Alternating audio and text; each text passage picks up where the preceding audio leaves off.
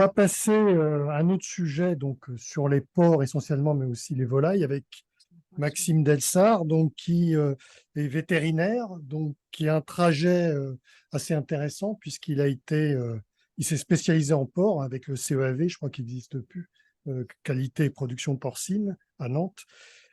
Et puis, il a exercé pendant une vingtaine d'années comme praticien dans le domaine de la production porcine. Et donc, il a fait un virage vers l'enseignement, donc il y a assez peu de temps. Donc, c'est quand même une trajectoire qui est intéressante avec son expertise. Et donc, il est maintenant maître de conférence dans le domaine, dans le service de pathologie des animaux de production. Il est aussi chef du service de production animale à l'école d'Alfort. Et puis, il est membre de toutes les associations porcines, donc, dont je vais citer celle dont je suis aussi vice-président, c'est le président donc de l'Association française de médecine vétérinaire porcine. Il va traiter surtout du porc. Je lui ai demandé aussi de faire un focus, enfin, de dire quelque chose sur l'agriculture, puisque c'est quand même des euh, productions qui sont enfin, ce qu'on appelle hors sol, souvent ou intensif, pour les mots. On pourra discuter d'ailleurs tous ces mots et de la signification de tous ces mots. Voilà, Maxime, c'est à toi. Merci Bertrand, merci de me donner la parole. Alors, Bertrand a dit que j'allais parler du porc, bien sûr, un petit peu de la volaille, mais j'ai aussi beaucoup parlé des élevages dits alternatifs de ces productions-là. Alors, il a dit que j'étais maître de conférence ici, je suis enseignant-chercheur et ma recherche se fait principalement, voire exclusivement, sur ce type d'élevage dit alternatif. Alors, c'est quoi un élevage alternatif dans le jargon, dans notre jargon? Pour le porc, c'est tous les élevages qui n'élèvent pas leurs cochons sur caillebotis et en bâtiment. Donc, parmi ces élevages-là, on va retrouver des élevages en plein air, bien évidemment, des élevages en plein air partiel, on dit des élevages sur courette, ou encore des élevages sur litière. Tout ça, ça fait partie de ce que l'on appelle des élevages alternatifs. Et en volaille, on va retrouver tous les élevages qui ne sont pas en cage. Donc, sur les poules pondeuses, on va retrouver les élevages au sol, plus ou moins en plein air, plus ou moins bio, avec des développements aussi de systèmes qu'on commence à voir, ce qu'on appelle des jardins d'hiver. Donc, vous avez un petit dessin de jardin d'hiver. Pour les volailles de chair, c'est à peu près la même chose. Je vous ai mis ici, qui tourne une petite vidéo de pintade en plein air. C'est ça, ce qu'on appelle les élevages alternatifs. Quelle part de marché ça représente aujourd'hui en France? Alors là, vous avez les chiffres qui datent de 2021, et donc vous avez l'ensemble des productions. Alors, j'ai gardé l'agneau, le veau et le bœuf en dessous, avec les parts du label rouge, des IGP, des AOP et du bio. Et vous voyez, pour le porc, minus, on est à 5... généalogie, autre motif. Je ne sais pas, c'est peut-être à distance quelqu'un qui parle.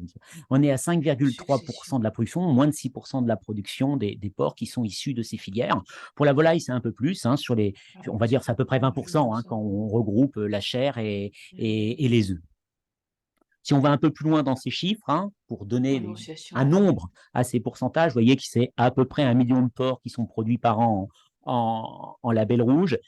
Et en bio, c'est 200 000 porcs, 220 000 porcs par rapport aux 23, 24 millions de porcs produits en France. Pour le label rouge, ça continue un peu à augmenter. Vous voyez, les courbes sont plutôt en progression. Ça reste une production mineure, mais on continue à augmenter les volumes de label rouge. Ce n'est pas tout à fait le cas en volaille. On est sur des niveaux de plateau sur le label rouge. Alors là, vous avez la répartition des productions en volaille de chair. On retrouve nos 20% un peu en haut. Le label rouge a atteint une phase de plateau, avec même une petite baisse. Vous voyez, en 2021, c'est l'effet influenza. On a eu moins de volailles dans nos assiettes. Et puis, comme les labels rouges va dehors, ça a été quand même une spécialité qui a eu le plus de problèmes. Pareil, au niveau des œufs, vous voyez, on est sur une stabilisation du label rouge. Alors, clairement, ce type de production sont des productions qui sont plébiscitées par les citoyens et les consommateurs. C'est ce qu'ils demandent. Ils demandent ça. Vous voyez, il y a un projet, là, c'était en porc, avec Christelle Roguet, qui a fait cette étude en 2018. Et qu'est-ce qu'elle disait dans cette étude qui s'appelait le projet Accept? C'est que 60% des gens jugent prioritaire d'offrir un accès plein air à tous les animaux. 60%. 96% veulent que ça soit noté sur les étiquettes. Pourquoi ils demandent ça? Parce que pour eux, il y a une meilleure prise en compte du bien-être animal et l'animal peut exprimer plus facilement son comportement. Le gros problème, c'est que le consommateur est schizophrène. Faites ce que je dis, pas ce que j'achète. Et on est en train de vivre une catastrophe au niveau du bio, vous le savez sûrement. Hein, le bio est dans une crise importante. En porc, aujourd'hui, on estime qu'il y a entre 30 et 50% de surproduction en bio. Moi, quand j'ai quitté, alors Bertrand a dit que j'ai exercé pendant 20 ans, donc ça fait 6 ans que je suis à l'école. Là, 6 ans, on m'avait dit, moi je travaillais pour une structure coopérative du centre de la France, on m'a dit, il faut développer le bio, il faut y aller, il faut y aller. On a installé des gars, on a mis de l'argent sur la table. Les gars, ils ont investi des millions d'euros. Aujourd'hui, on est en train de les arrêter. Comment on leur annonce ça? Moi, je suis en train d'annoncer à des éleveurs que j'ai installés, j'ai fait investir 2 millions d'euros, je suis en train de dire, j'ai plus de marché pour toi. Je ne sais pas faire. Et je ne sais plus qui disait ce matin, on ne sait pas si le bio va redémarrer ou pas. Je suis sûr que ces éleveurs ne redémarreront pas en bio. C'est mort. C'est mort. Là, vous avez les chiffres en bio pour la volaille. Alors, vous allez me dire, ah bah, c'est en croissance, ça se maintenait. Vous voyez, c'est le 9 premiers mois de 2019. Dès septembre 2019, ça s'est cassé la lunette. On est exactement sur la même chose en volaille. L'œuf se maintient. Oui, l'œuf. Alors, est-ce que c'est parce que le consommateur, quand il va au magasin, il dit ouais, le bio, bah, finalement, oui, c'est le double, mais finalement, l'écart de prix en valeur absolue n'est pas énorme, c'est peut-être lié à ça. Peut-être. Mais l'œuf se maintient, mais pas ni le porc, ni la volaille. Alors, qu'est-ce que fait la filière face à ça? Parce que finalement, il faut quand même répondre aux citoyens qui veulent plus de bien-être pour ces animaux. Donc, les filières réfléchissent à ça. Et vous voyez, Réussir Porc, ma revue de chevet, il va y avoir quelqu'un qui a son micro d'allumé. Donc, demain matin, j'ai de l'eau chaude. Oui. D'ici ce soir, par exemple, Ce soir, j'ai de l'eau chaude. je vous attends par contre. C'est pas très grave, je vais parler plus fort et ça, les étudiants vous diront que je sais faire. Donc, comment réagit la filière face à cela? La filière, elle va chercher de nouvelles solutions pour donner un meilleur bien-être aux animaux, pour répondre aux attentes sociétales. Alors, je vous ai mis quelques exemples de projets. Hein, notamment, vous avez un projet qui est mené dans l'Ouest qui s'appelle le Litouesterel. Alors, c'est un projet qui est vraiment très sympa. Hein. Ils ont fait travailler beaucoup de gens, la société civile, des vétérinaires, des éleveurs, des techniciens, des agros, enfin plein de gens. Et puis, ils ont dit, voilà, construisez-nous l'élevage de demain. Donc, ils ont développé 4 modèles. Sur mon email, hein, pas sur mon téléphone. Mais je me demande si c'est pas à côté. Il y a un micro. Donc, dans ce projet, oui. Oui, mais ce n'est pas moi. Merci. Je suis contente d'avoir le rien, mais ça monte quand même. Ça m'entend bien. Donc, dans ce projet du Litouesterel, donc il y a eu 4 projets qui ont été développés, 2 proches du conventionnel, 2 un peu plus proches de l'alternative bio, et aujourd'hui ils sont en cours d'expertise. Alors j'ai la chance de faire partie de ce groupe d'experts qui va donner son avis sur la santé animale dans ces élevages, mais vous voyez, la filière s'empare de ces sujets-là. Là, j'ai pris un autre exemple qui est le projet Physior. Alors là, c'est un groupe qui s'appelle Le Gouessant, hein, que certains connaissent peut-être en Bretagne, qui s'est emparé du sujet aussi de son côté et qui a créé un élevage modèle qui sert de test. D'ailleurs, l'IFIP utilise cet élevage pour faire des tests en disant, voilà, qu'est-ce que pourrait être l'élevage de demain qui tiendrait un peu plus compte des attentes sociétales. Vous allez voir, je ne parle pas tout de suite de bien-être, je vais en parler juste après. Mais qu'est-ce qu'on peut faire pour que le consommateur, le citoyen, trouve que nos élevages sont plus acceptables? Donc ça, c'est les élevages que je vais visiter régulièrement. Vous voyez, les truies sont en liberté à la mise basse, ça pose des problèmes, hein, d'écrasement. Les cochons, ils vont un peu dehors. Mais voilà, il y a la filière s'empare quand même de ces sujets. Alors, pourquoi elle s'empare de ces sujets? La filière, comme je vous l'ai dit tout à l'heure, c'est pour le bien-être des animaux. C'est clair. C'est clair, dans ce type de système, le bien-être des animaux est globalement meilleur. Je vais vous montrer ça tout à l'heure sur une diapositive. Dans les systèmes extensifs, oui, les animaux expriment plus facilement leur comportement naturel, leur éthogramme, leur diversité de comportement que dans nos élevages sur caillebotis sur bâtiment. Ça, on ne peut pas aller contre ça. C'est une évidence. Par contre, le contrôle de l'environnement est beaucoup plus difficile. Le cochon, je ne sais pas si vous le connaissez un petit peu, il nous ressemble pas mal quand même. Hein. Il n'aime pas le froid, il n'aime pas le chaud. Et ben, en plein air, c'est difficile l'été et l'hiver. C'est clairement difficile l'été et l'hiver. Donc, dans les systèmes très extensifs, il faut gérer ça. On y arrive, mais c'est difficile.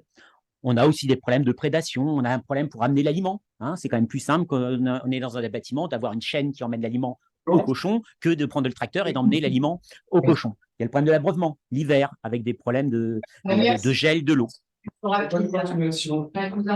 Sur les systèmes en litière, il y a quelqu'un qui… Barbara, s'il te plaît, t'éteins ton micro? Non, elle est chez elle.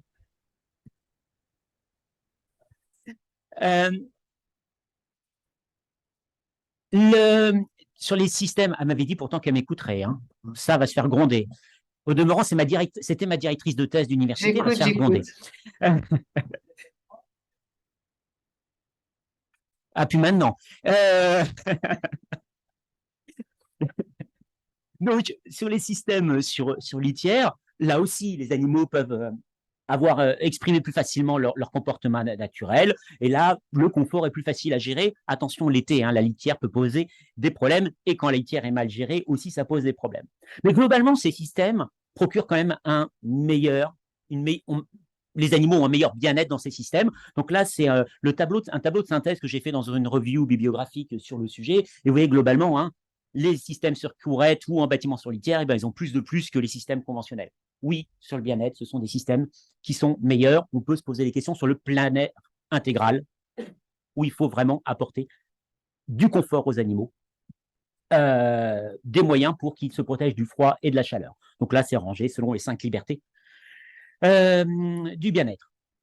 Mais ces systèmes présentent des points critiques. Et je voudrais m'arrêter un petit peu sur ces points critiques. Alors, le premier point critique, bien évidemment, c'est la biosécurité. À la fois la biosécurité externe, la bioexclusion, moi j'appelle ça bioexclusion, comme nos amis de Liège, et la biosécurité interne, j'y viendrai après. Évidemment, sur un système plein air, on ne voit pas comment on peut gérer aussi facilement les contacts avec la faune sauvage que dans un bâtiment sur caillebotis. Évidemment. Donc, je vous rappelle, hein, la biosécurité externe, c'est éviter l'introduction d'agents pathogènes. Donc ça, l'ANSES l'avait très bien dit hein, dans la saisine, quand l'ANSES a été saisi pour le problème de peste porcine, ils ont dit, bah voilà, notre problème, c'est, pour la peste porcine africaine, notre problème, c'est quand même les élevages en plein air qui ont de mauvaises règles de biosécurité. Ça, c'est clair. Pourquoi? Plus de contact avec les sangliers, on l'a vu aussi pour les élevages de volailles, plus de contact avec la faune sauvage, avec les problèmes d'influenza. Vous en parlerez sûrement plus ce 12 octobre, si j'ai bien compris.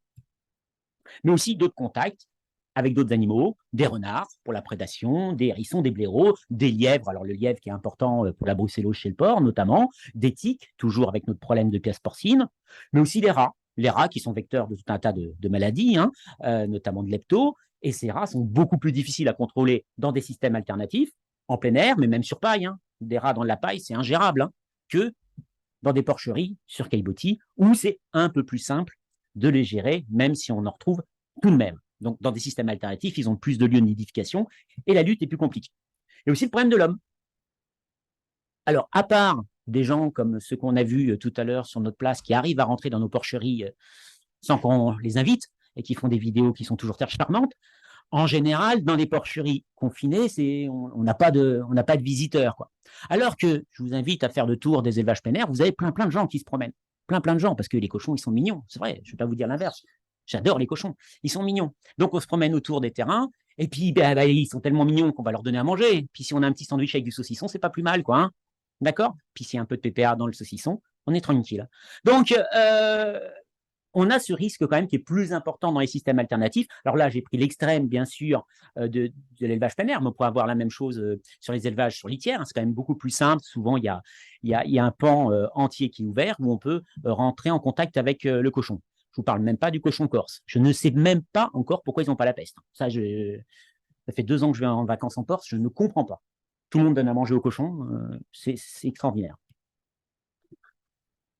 Sans compter que dans ces élevages, contrairement aux élevages sur caillebotis confinés, on utilise de la paille. Et puis cette paille, il faut la stocker quelque part. Et puis quand la stockant, si elle est mal stockée, on peut avoir des contaminants dans la paille. Ça, on le connaît très bien avec l'influenza. Hein. Il faut la gérer à l'abri surtout des oiseaux, de l'humidité, des rongeurs, mais on le connaît aussi chez le porc. Moi, dans le cadre de ma thèse d'université, j'ai montré qu'une mauvaise gestion de paille entraînait un risque accru de toxoplasmose. Est-ce que c'est lié au rat? J'ai pas la relation, le lien entre les deux. Est-ce que c'est lié à des chats qui vont dans la paille? Est-ce que c'est des rats qui sont là-dedans? J'en sais rien. Mais on a montré qu'il y avait une association entre la gestion de la paille et la toxoplasmose. Des problèmes aussi de biosécurité interne. Alors là, c'est peut-être un peu plus difficile d'appréhender ce sujet-là. La biosécurité interne, c'est pour imiter la dissémination des agents pathogènes dans les élevages. Le sol, on sait, est très important.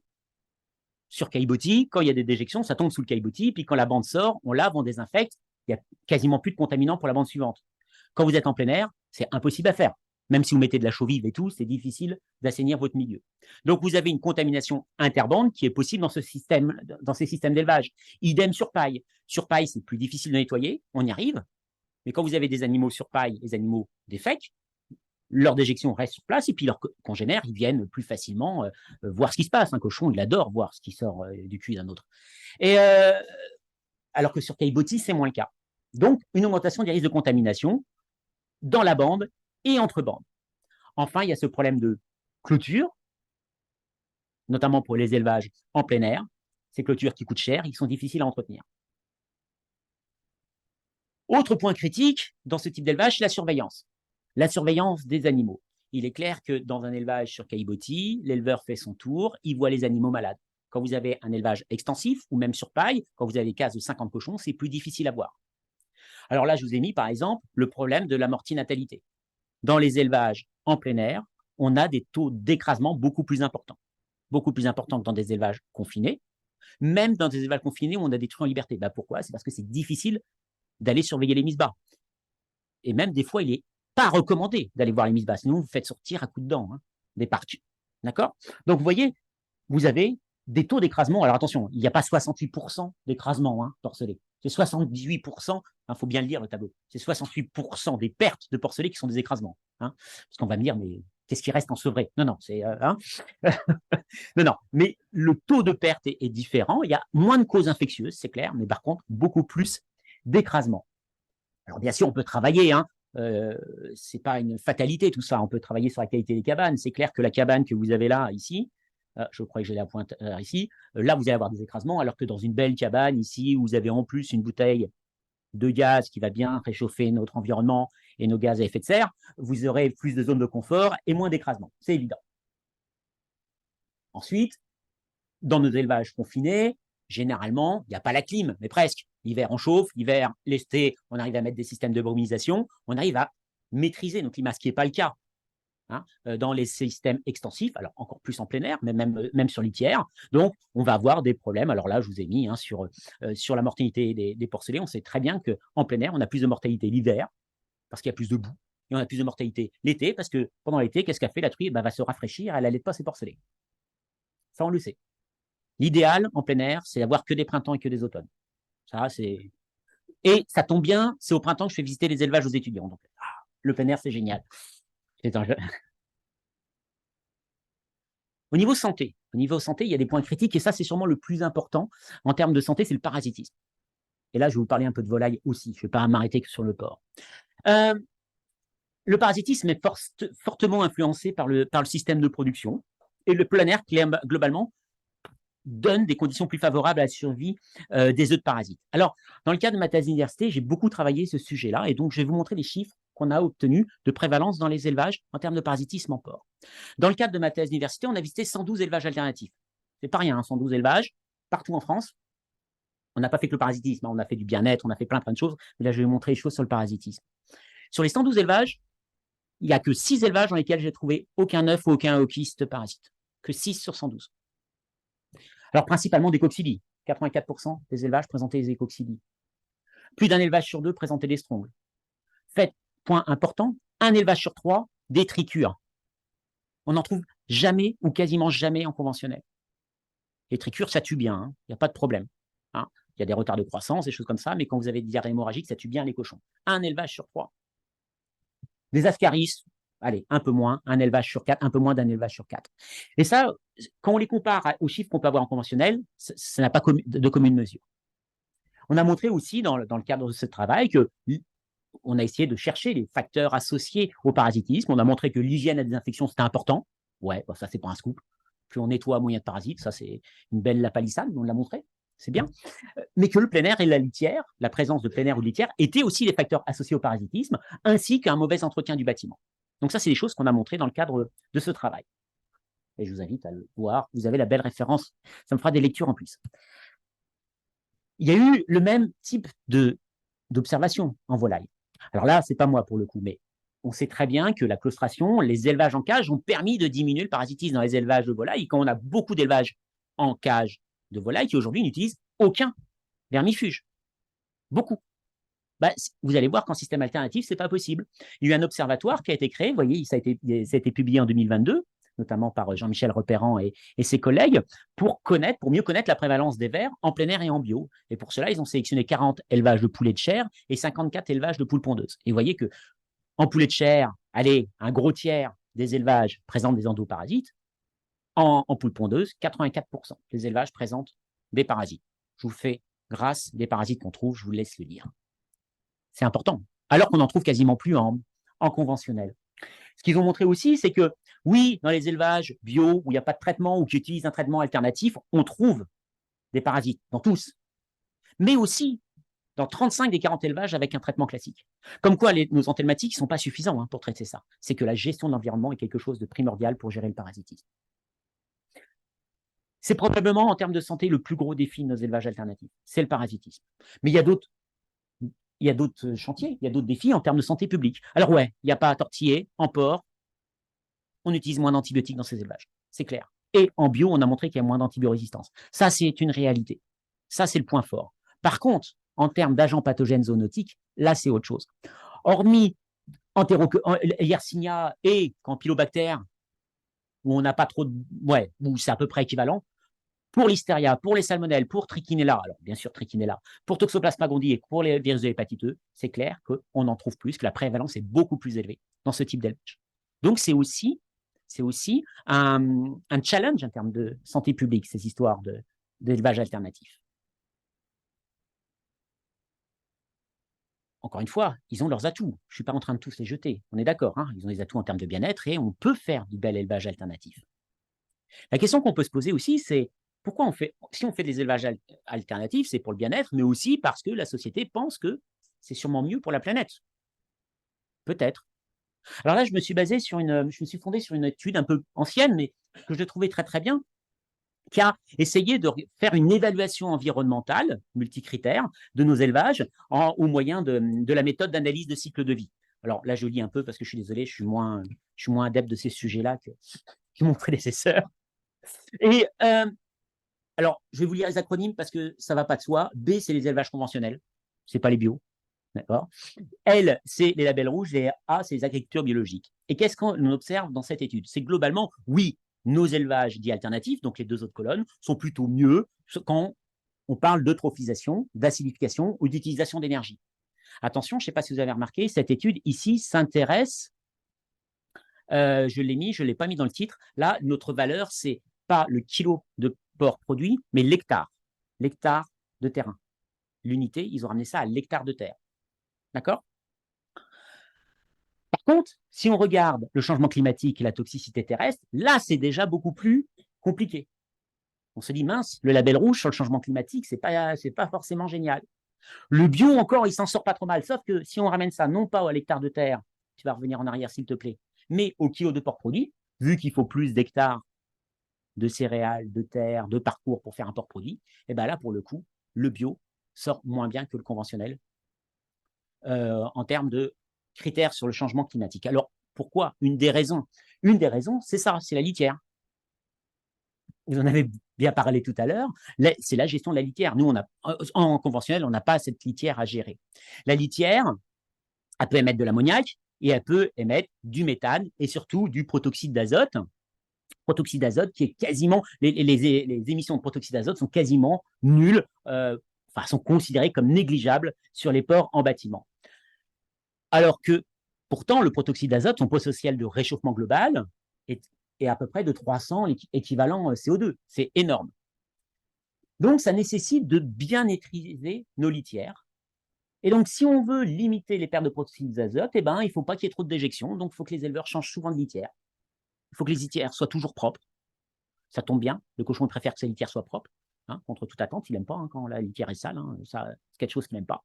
Mais il faut vraiment bien gérer notre litière pour maîtriser ces émissions-là. Quand on parle d'émissions à gaz à effet de serre chez le porc, alors il y a eu pas mal d'études dessus, on sait d'où elles viennent à peu près. Elles viennent à plus de 50% des intrants alimentaires. Plus de 50% des émissions à gaz à effet de serre chez le porc sont dues aux intrants alimentaires. Le reste, ça va être le bâtiment, ça va être tout un tas d'autres choses. Et quels sont nos leviers d'action aussi bien en conventionnel hein, qu'en alternative, pour limiter ces émissions à gaz à effet de serre. Alors là, moi, j'aime bien, c'est la Chambre d'agriculture des Pays de Loire qui a fait ce petit schéma et que j'ai repris, j'ai refait, mais qui ressemble beaucoup. Et pour eux, il y a 6 leviers d'action avec des choses intéressantes. Le premier levier d'action, c'est de limiter les intrants associés à la déforestation et limiter l'utilisation du soja lié à la déforestation. Déjà, si on utilise du soja qui est pas lié à la déforestation, on diminue de presque moitié le coût du soja en termes de GES. Si en plus, le soja ne vient pas d'Amérique du Sud, mais qui vient de France, et ben là, on diminue des 2/3. Donc là, on a possibilité de jouer déjà énormément en jouant sur nos incorporations de soja. On peut jouer sur nos incorporations de soja en diminuant les valeurs de protéines dans nos aliments. C'est clair. Et on le fait. Aujourd'hui, moi, quand j'ai commencé il y a 25 ans, il y avait un aliment premier âge, un deuxième âge, et puis un aliment en engraissement. Aujourd'hui, on a 2, 3, voire plein d'aliments en engraissement pour diminuer nos teneurs en protéines dans les aliments en engraissement, pour diminuer les apports en protéines et donc les émissions de gaz à effet de serre. C'est quelque chose qui se fait beaucoup. Et aujourd'hui, les formules n'ont rien à voir, les formules alimentaires n'ont rien à voir, voilà 20 ans. L'utilisation d'acides aminés de synthèse aussi a beaucoup aidé dans ce sens-là. Autre point important, c'est l'amélioration des performances techniques. Ça, on l'oublie souvent. On oublie de faire confiance aux filières, on oublie de faire confiance à la génétique, par exemple. En 10 ans, on a augmenté, alors certains diront que c'est peut-être pas bien, mais n'empêche qu'on a augmenté de 2,5 porcs produits par truie et par an. On a augmenté, le nombre de porcs produits par truie et par an de 2,5 en 10 ans. Et bien ça permet de diminuer nos émissions de gaz à effet de serre.